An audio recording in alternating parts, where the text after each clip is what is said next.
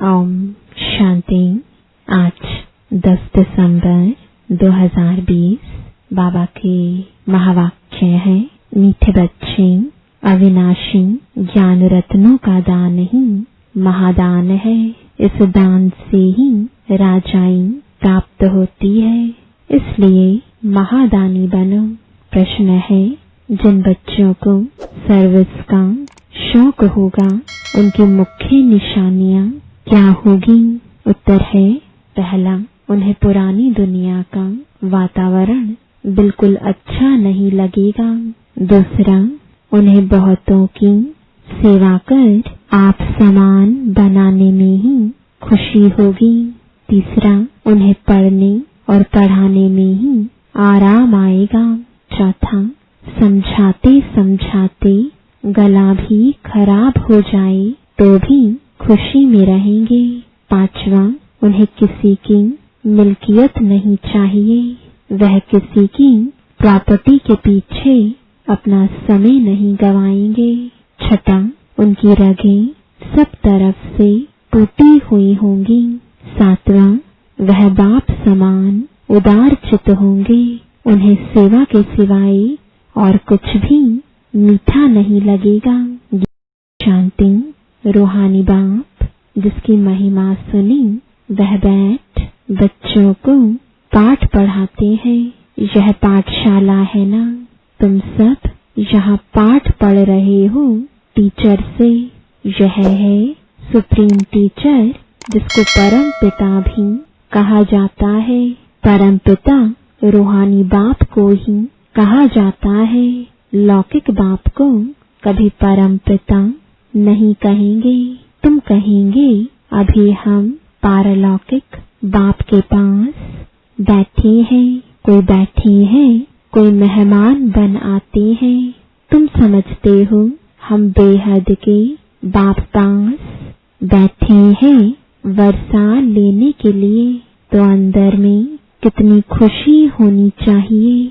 मनुष्य तो बेचारे चिल्लाते रहते हैं। इस समय दुनिया में सब कहते हैं दुनिया में शांति हो। यह तो बेचारों को पता नहीं शांति क्या वस्तु है। ज्ञान का सागर, शांति का सागर बाप ही शांति स्थापन करने वाला है। निराकारी दुनिया में तो शांति ही है। यहाँ चिल्लाते हैं कि दुनिया में शांति कैसे हो। अब नई दुनिया, सतयुग में तो शांति थी जबकि एक धर्म था। नई दुनिया को कहते हैं पैराडाइज, देवताओं की दुनिया। शास्त्रों में जहाँ तहाँ अशांति की बातें लिख दी हैं। दिखाते हैं द्वापर में कंस था, फिर हिरण्यकश्यप को सतयुग में दिखाते हैं। त्रेता में रावण का हंगामा, सब जगह अशांति दिखा दी है। मनुष्य बेचारे कितना घोर अंधियारे में है, पुकारते भी हैं बेहद के बाप को। जब गॉड फादर आए तब वही आकर शांति स्थापन करे। गॉड को बेचारे जानते ही नहीं। शांति होती ही है नई दुनिया में, पुरानी दुनिया में होती नहीं। नई दुनिया स्थापन करने वाला तो बाप ही है, उनको ही बुलाते हैं कि आकर पीस स्थापन करो। आर्य समाजी भी गाते हैं शांति देवा। बाप कहते हैं पहले है पवित्रता, अभी तुम पवित्र बन रहे हो। वहाँ पवित्रता भी है, पीस भी है, हेल्थ वेल्थ सब है। धन बगैर तो मनुष्य उदास हो जाते हैं। तुम यहाँ आते हो इन लक्ष्मी नारायण जैसा धनवान बनने। यह विश्व के मालिक थे ना, तुम आए हो विश्व का मालिक बनने। परंतु वह दिमाग सबका नंबरवार है। बाबा ने कहा था जब प्रभात फेरी निकालते हो तो साथ में लक्ष्मी नारायण का चित्र जरूर उठाओ। ऐसी युक्ति रचो। अभी बच्चों की बुद्धि पारस बुद्धि बनने की है। इस समय अजम तमो प्रधान से रजो तक गए हैं। अभी सतो प्रधान तक जाना है। वह ताकत अभी नहीं है, याद में रहते नहीं है। योग बल की बहुत कमी है। फट से सतो प्रधान नहीं बन सकते हैं। यह जो गायन है सेकंड में जीवन मुक्ति, वह तो ठीक है। तुम ब्राह्मण बने हो तो जीवन मुक्त बन ही गए। फिर जीवन मुक्ति में भी सर्वोत्तम, मध्यम, कनिष्ठ होते हैं। जो बाप का बनते हैं तो जीवन मुक्ति मिलती जरूर है। भल बाप का बन फिर बाप को छोड़ देते हैं तो भी जीवन मुक्ति जरूर मिलेगी। स्वर्ग में झाड़ू लगाने वाला बन जाएंगे। स्वर्ग में तो जाएंगे, बाकी पद कम मिल जाता। बाप अविनाशी ज्ञान देते हैं, उसका कभी विनाश नहीं होता है। बच्चों के अंदर में खुशी के ढोल बजने चाहिए। यह हाय हाय होने के बाद फिर वहा वहा होनी है। तुम अभी ईश्वरीय संतान हो, फिर बनेंगे दैवी संतान। इस समय तुम्हारी यह जीवन हीरे तुल्य है। तुम भारत की सर्विस कर भारत को पीसफुल बनाते हो। वहाँ पवित्रता, सुख, शांति सब रहती है। यह जीवन तुम्हारा देवताओं से भी ऊंच है। अभी तुम रचता बाप को और सृष्टि चक्र को जानते हो। कहते हैं यह त्योहार आदि जो भी है परंपरा से चले आते हैं, परंतु कब से यह कोई नहीं जानते। समझते हैं जब से सृष्टि शुरू हुई, रावण को जलाना आदि भी परंपरा से चला आता है।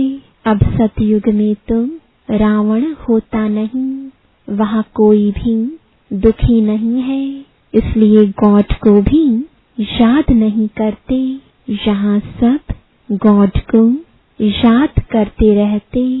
समझते हैं गॉड ही विश्व में शांति करेंगे, इसलिए कहते हैं आकर रहम करो, हमको दुख से लिबरेट करो। बच्चे ही बाप को बुलाते हैं, क्योंकि बच्चों ने ही सुख देखा है। बाप कहते हैं तुमको पवित्र बनाकर साथ ले चलेंगे। जो पवित्र नहीं बनेंगे वह तो सजा खाएंगे। इसमें मनसा वाचा कर्मणा पवित्र रहना है। मनसा भी बड़ी अच्छी चाहिए, इतनी मेहनत करनी है जो पिछाड़ी में मनसा में कोई व्यर्थ ख्याल न आए। एक बाप के सिवाय कोई भी साथ न आए। बाप समझाते हैं अभी मनसा तक तो आएंगे जब तक कर्मातीत अवस्था हो। हनुमान मिसल अडोल बनो, उसमें ही तो बड़ी मेहनत चाहिए। जो आज्ञाकारी वफादार सपूत बच्चे होते हैं, बाप का प्यार भी उन पर जास्ती रहता है। 5 विकारों पर जीत न पाने वाले इतने प्यारे लग ना सके। तुम बच्चे जानते हो हम कल्प कल्प बाप से यह वर्षा लेते हैं, तो कितना खुशी का पारा चढ़ना चाहिए।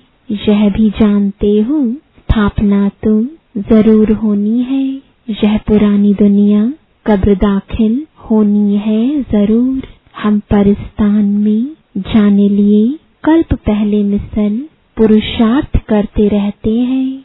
यह तो कब्रिस्तान है ना।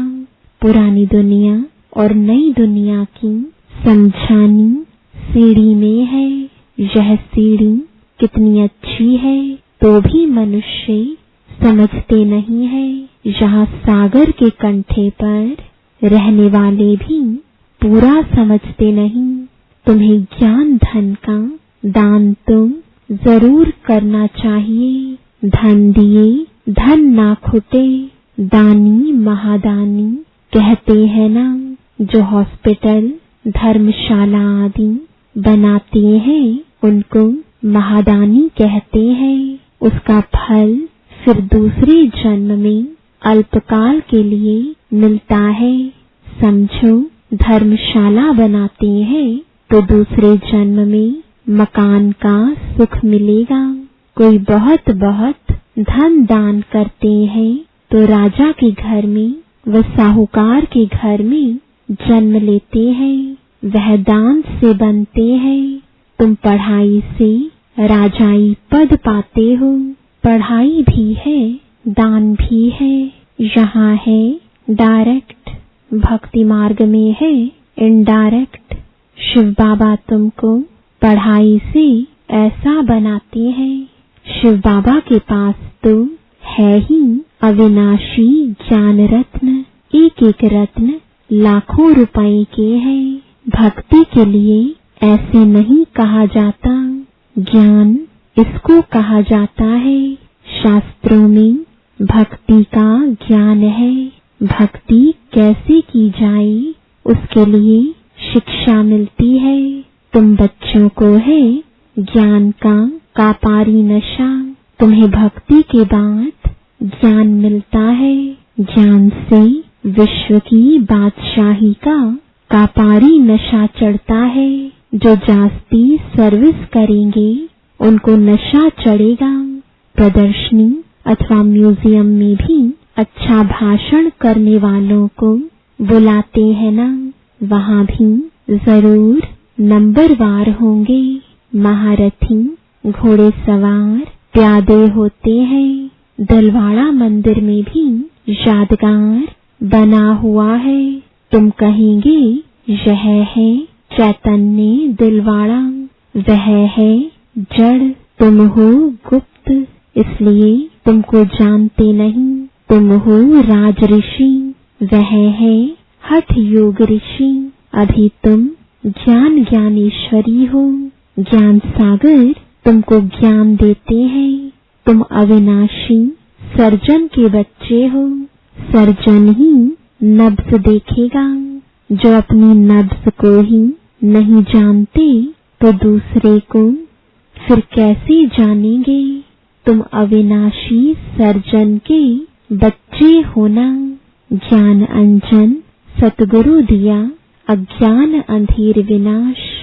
यह ज्ञान इंजेक्शन है ना। आत्मा को इंजेक्शन लगता है ना। यह महिमा भी अभी की है, सतगुरु की ही महिमा है। गुरुओं को भी ज्ञान इंजेक्शन सतगुरु ही देंगे। तुम अविनाशी सर्जन के बच्चे हो तो तुम्हारा धंधा ही है ज्ञान इंजेक्शन लगाना। डॉक्टरों में भी कोई मास में लाख, कोई 500 भी मुश्किल कमाएंगे। नंबरवार 1-2 के पास जाते हैं ना। हाई कोर्ट, सुप्रीम कोर्ट में जजमेंट मिलती है, फांसी पर चढ़ना है।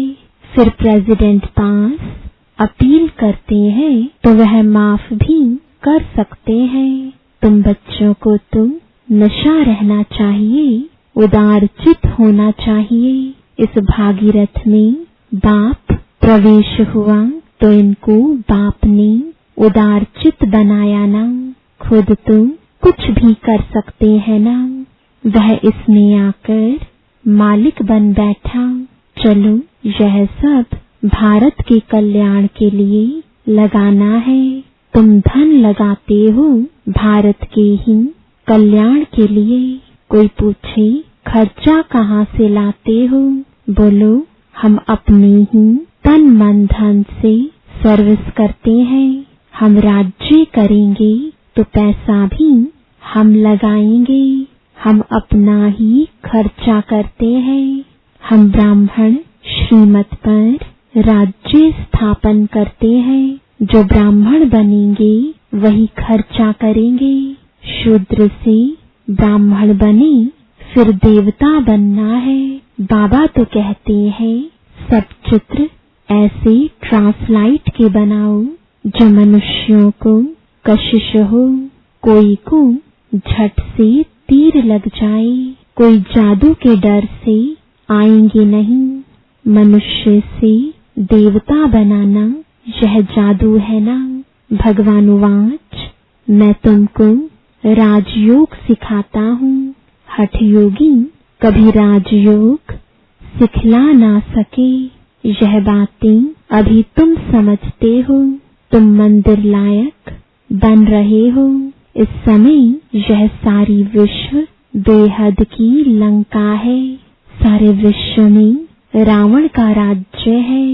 बाकी सतयुग त्रेता में यह रावण आदि हो कैसे सकते। बाप कहते हैं अभी मैं जो सुनाता हूँ वह सुनो। इन आँखों से कुछ देखो नहीं। यह पुरानी दुनिया ही विनाश होनी है। इसलिए हम अपने शांति धाम सुख धाम को ही याद करते हैं। अभी तुम पुजारी से पूज्य बन रहे हो।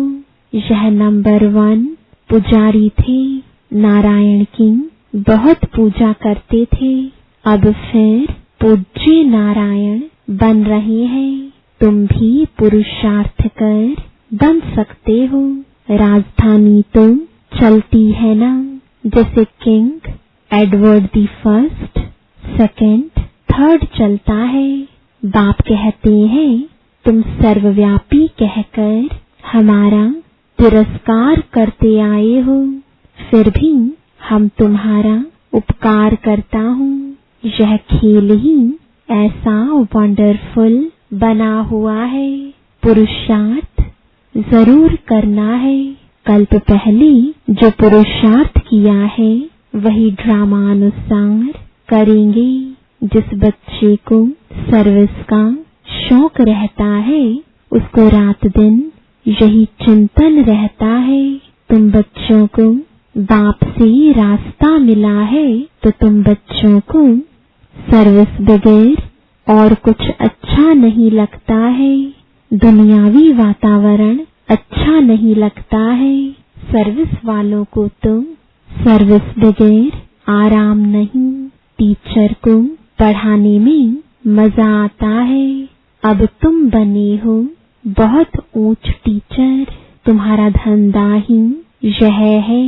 जितना अच्छा टीचर बहुतों को आप समान बनाएंगे उनको इतना इजाफा मिलता है। उनको पढ़ाने बगैर आराम नहीं आएगा। प्रदर्शनी आदि में रात को 12 भी बज जाते हैं तो भी खुशी होती है। थकावट होती है, गला खराब हो जाता है तो भी खुशी में रहते हैं। ईश्वरीय सर्विस है ना। यह बहुत ऊंच सर्विस है।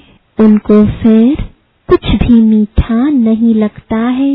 कहेंगे हम यह मकान आदि लेकर भी क्या करेंगे। हमको तो पढ़ाना है, यही सर्विस करनी है। मिल्कियत आदि में खिटपिट देखेंगे तो कहेंगे यह सोना ही किस काम का जो कान काटे। सर्विस से तो बेड़ा पार होना है। बाबा कह देते हैं मकान भी भल उनके नाम पर हो। बीके को तुम सर्विस करनी है। इस सर्विस में कोई बाहर का बंधन अच्छा नहीं लगता है। कोई की तुम रग जाती है, कोई की रग टूटी हुई रहती है। बाबा कहते हैं मन मना भव तो तुम्हारे विकर्म विनाश होंगे। बहुत मदद मिल जाती है। इस सर्विस में तो लग जाना चाहिए। इसमें आमदनी है बहुत। मकान आदि की बात नहीं। मकान दे और बंधन डाले तो ऐसे लेंगे नहीं। जो सर्विस नहीं जानते वह तो अपने काम के नहीं। टीचर आप समान बनाएंगे, नहीं बनते तो वह क्या काम के। हैंड्स की बहुत जरूरत रहती है ना। इसमें भी कन्याओं माताओं की जास्ती जरूरत रहती है। बच्चे समझते हैं बाप टीचर है, बच्चे भी टीचर चाहिए। ऐसे नहीं कि टीचर और कोई काम नहीं कर सकते हैं, सब काम करना चाहिए। अच्छा, मीठे मीठे सिकिलदे बच्चों प्रति माता पिता बाप दादा का याद प्यार और गुड मॉर्निंग। रूहानी बाप की रूहानी बच्चों को नमस्ते, रूहानी बच्चों की रूहानी बाप दादा को गुड मॉर्निंग और नमस्ते। धारणा के लिए मुख्य सार है, पहला, दिन रात सर्विस के चिंतन में रहना है और सब रगें तोड़ देनी है। सर्विस के बगैर आराम नहीं, सर्विस कर आप समान बनाना है। दूसरा, बाप समान उदार चित्त बनना है, सबकी नब्ज देख सेवा करनी है। अपना तन मन धन भारत के कल्याण में लगाना है। अचल अडोल बनने के लिए आज्ञाकारी वफादार बनना है। वरदान है, अंतर्मुखता की गुफा में रहने वाले देह से न्यारे देही भव। जो पांडवों की गुफाएं दिखाते हैं वह यही अंतर्मुखता की गुफाएं हैं।